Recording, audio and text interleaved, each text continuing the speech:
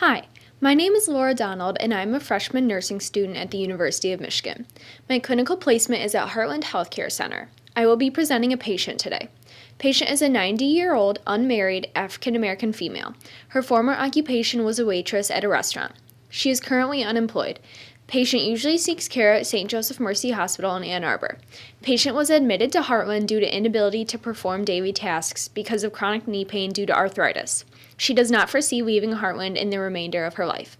Patient is currently diagnosed with arthritis, COPD, dementia, hypertension, osteoporosis, biliary calculi, and type 2 diabetes as of September 2011. Vital signs: blood pressure 154/67, heart rate 74, respiration rate 18, temperature 97.9 degrees Fahrenheit taken orally, body mass index 25. Past medical history: patient had problems with constipation and depression in the past, but the exact dates of diagnosis are unknown and she does not currently struggle with these health conditions. All immunizations are up to date. There are no known drug allergies, no past surgical history. In February of 2014, patient fell while at Heartland and bruised her shoulder. Patient is on numerous medications for pain management, bone strength, diabetes, and COPD. She also uses an inhaler. Functional assessment: patient denies current use of drugs and alcohol, but has been a heavy alcohol consumer in the past. She has normal eating habits, consisting of a nutritionally balanced diet. On average, she sleeps 9 hours per night. Patient tries to regularly exercise once a day. Psychosocial data: patient has no husband and no children. She has very few family ties. Patient identifies as a Christian. She continued with her education long enough to finish high school, but did not go on for higher education. Patterns of healthcare over the lifetime were regular. Family history: patient did not disclose any family history of disease. System 1, lungs and thorax. It is necessary to assess patient's lungs and thorax due to her history of COPD. The findings are as follows: normal AP diameter of 2 to 1. It appears as if patient is short of breath, which she also complains of.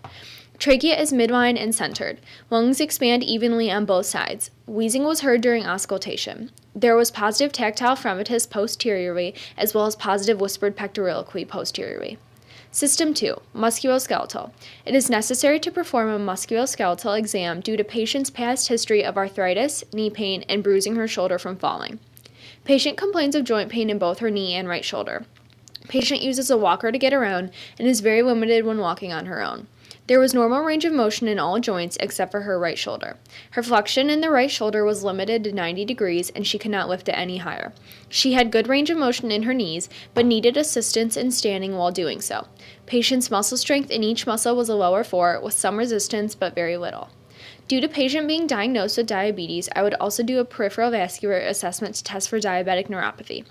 The American Diabetes Association states that diabetic neuropathy is defined as the presence of symptoms and/or signs of peripheral nerve dysfunction in people with diabetes due to high blood sugar levels. The diagnosis cannot be made without a careful clinical examination of the lower limbs. To perform this assessment, I would inspect the color of her skin on her extremities, hair distribution, varicosities, and compare the sizes of both legs and arms. I would then palpate the extremities, feeling for varicosities, tenderness, edema, and warmth.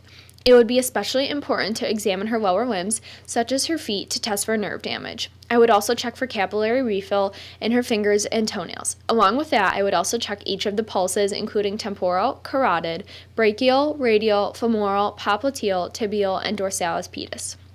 Another system that would be important would be an abdominal assessment due to the patient's history of constipation. According to the American Cancer Society, constipation is the infrequent or difficult passage of hard stool, which often causes pain and discomfort. It's caused by too little fluid or not enough movement in the bowel. Lack of activity, weakness, ignoring the urge to have a bowel movement, pain medicine, or poor food and fluid intake can all add to this problem. For the abdominal assessment, I would inspect, auscultate, especially for bowel sounds, and palpate the abdomen.